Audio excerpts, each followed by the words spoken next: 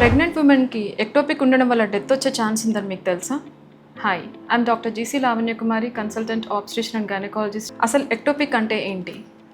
గర్భసంచిలో pregnancy రాకుండా మనకి ట్యూబ్లో, అండాశయంలో, ఇతర అబ్డామినల్ ఆర్గన్స్లో ప్రెగ్నెన్సీ రావడం అనేది జరుగుతూ ఉంటుంది. సో దీన్ని ఎక్టోపిక్గా మనం కన్సిడర్ చేస్తాం.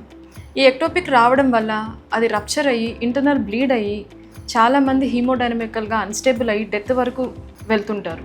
సో ఎక్టోపిక్ ప్రెగ్నెన్సీ అనేది ఎర్లీ ఐడెంటిఫికేషన్ చాలా ఇంపార్టెంట్. దీన్ని మనం ఎర్లీగా ఎలా ఐడెంటిఫై చేసుకోవచ్చో ఈరోజు తెలుసుకుందాం.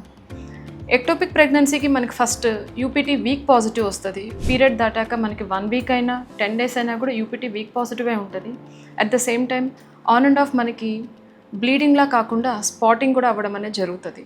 ఇలాంటి సిమ్టమ్స్ ఉండి మీకు బీటా హెచ్సిజీ డబ్లింగ్ ఉంటుంది కదండి, అది మీకు డబ్లింగ్ అవ్వకుండా లో లెవెల్స్లో ఉంది అంటే ఈ టైం మీ ఆబ్స్ట్రిషన్స్ని కలవాల్సిన టైం అనేది మనం తెలుసుకోవాలి. సో ఏ ప్రెగ్నెన్సీని నిర్లక్ష్యం చేయకండి. Consult your near by obstetrician today only. Thank you.